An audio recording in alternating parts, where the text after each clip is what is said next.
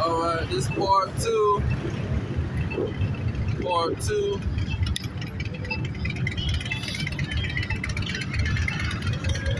Of prophesying to the end.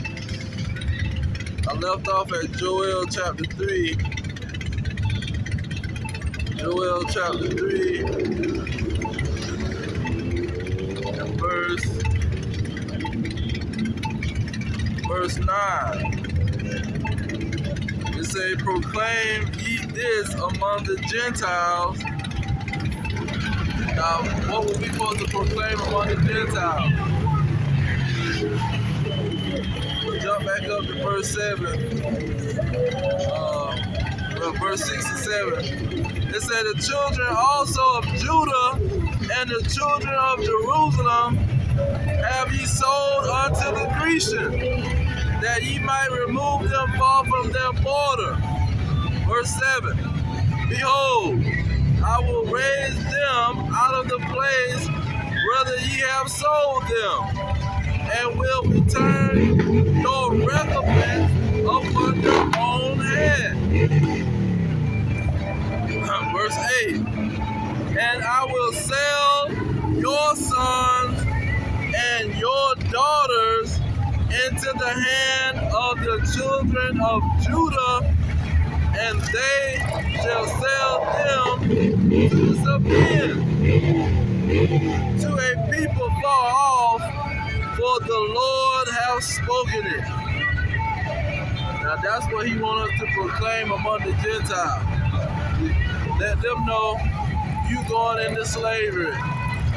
See, like I was saying, just like how Noah, he went and proclaimed the judgment to the Gentiles, or to those people that was going to be destroyed in the flood. He wasn't going to preach to them, save them. He was going to give them a warning.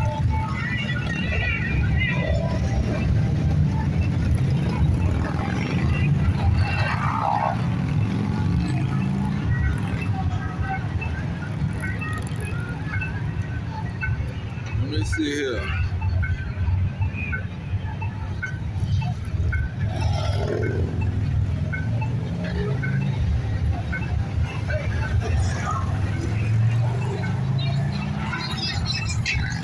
This is Matthew 24, and I'm gonna start at verse 24. Start at verse 37. It says, but as the days of Noah were, so shall the coming of the Son of Man be. For as in the days that were before the flood, they were eating and drinking, marrying and giving in marriage until the day that Noah entered into the ark. And they knew not until the flood came. See, they didn't know what was going on until the flood came and took them all away. So shall also the coming of the Son of Man be. So they didn't know what Noah was talking about, man. Noah was prophesying, and they didn't know that it was coming. But he was giving them a warning, letting them know that it's finna come, and it's finna take y'all away. See, it's finna be a flood that's gonna kill y'all for y'all wickedness.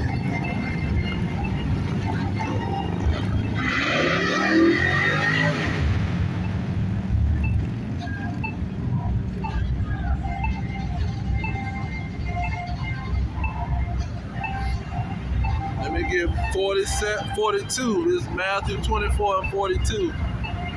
It says, watch therefore, for you know not what hour your Lord do come.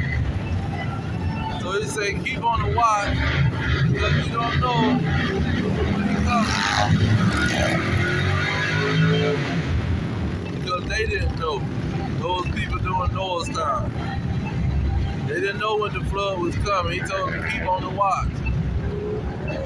Now, let's see here. Verse 44, it says, therefore be ye also ready, For in such an hour as ye think not, the Son of Man cometh. So he gonna come, you think not. You thinking that everything is all right, he gonna come.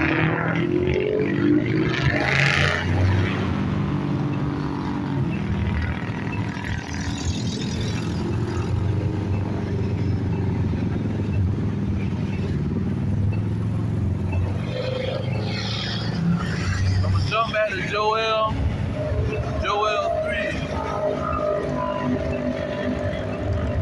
verse 9. Joel 3 and 9, it says, proclaim ye this among the Gentiles, prepare war, wake up the mighty men, let all the men of war draw near, let them come up. Okay. But jump down to verse 11. It says, assemble yourselves and come all ye heathen. See? And gather yourselves round about. See, this is why he say go into all nations, man. Go into all nations and get them ready. Prepare them for war. See, because he gonna plead with them, meaning he gonna war with them for them participating in the slavery of the Israelites, of his chosen people. It says, there's a cause their cause, hold on. It says, all ye heathens, gather yourselves round about, cause the mighty ones to come down, O Lord. See, these heathens, they are the mighty ones.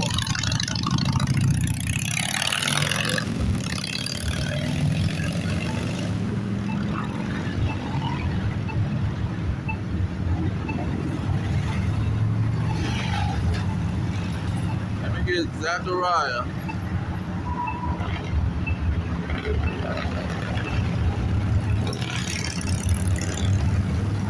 Zechariah 11 and 5. It says, whose possessors slay them and hold themselves not guilty. And they that sell them say, blessed be the Lord, for I am rich, and their own shepherds pity them not. See, these other nations, they are getting rich and mighty off the children of Israel. Let's get Revelation. Revelation 18 and 3. It says, for all nations have drunk of the wine of her wrath, of her fornication, and the kings of the earth have committed fornication with her, and the merchants of the earth are waxed rich through the abundance of her delicacy. So these other nations are getting rich. See, with the so-called white man, who is the nation of Edom, they getting rich. But he telling all these nations to prepare for war. See, prepare war because guess what? You got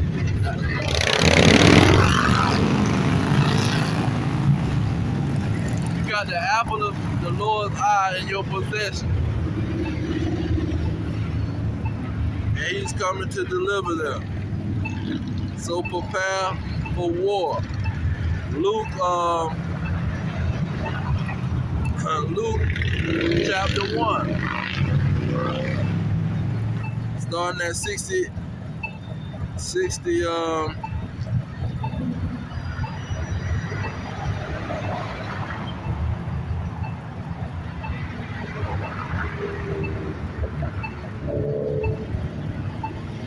It's Luke 1 and 68.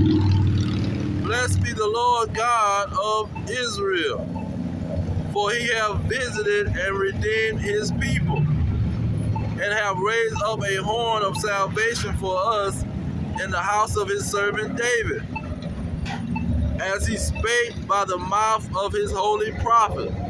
So the holy prophets, what did they say? Prepare for war, because the Israelites were scattered and serving their enemies, which is all the heathens, and they got to go to war about this situation. He says, as he spake by the mouth of his holy prophets, which have been since the world began, that we should be saved from our enemies. See, all the prophets say we're going to be saved from the enemy. We're not going to be under our enemies forever. Moses giving prophecy that the enemies of Israel is going to have to go through the curses that the Israelites went under, meaning they're going to have to be slaves. Then you had King David. Let's get that with King David.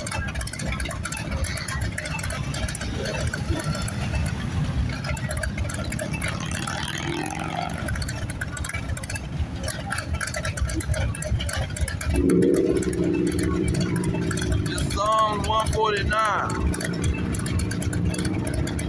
going to start at verse 6. It says, let the high praises of God be in their mouth, and a two-edged sword in their hand, to execute vengeance upon the heathen, and punishment upon the people, to bind their kings with chains, and their nobles with fetters of iron, to execute upon them the judgment written, dishonor have all his saints. So this is what King David was prophesying, that the heathen was going into slavery. See? We had Moses, King David, Joel, the prophet, prophesying. Back to Luke, verse 71. Said that we shall be saved from our enemies and from the hand of all that hate us. Let me get for keep going. It's 72. Luke 1 and 72. To perform the mercy promised to our fathers. See, the prophets was prophesying, and they was promising that the Israelites was gonna be scattered and be gathered back together, go back to their homeland and put their enemies into slavery.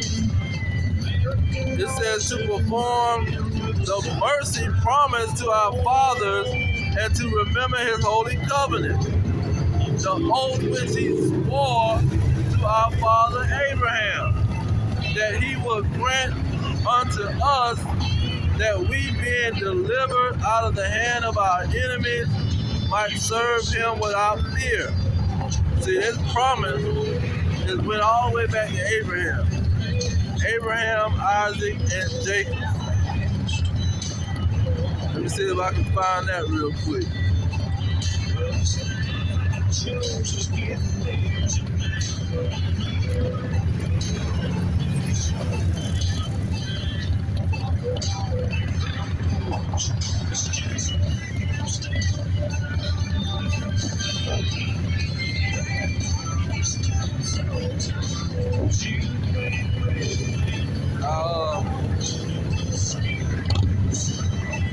This Genesis 18 and 18, it says, seeing that Moses shall surely become a great and mighty nation, and all the nations of the earth shall be blessed in him.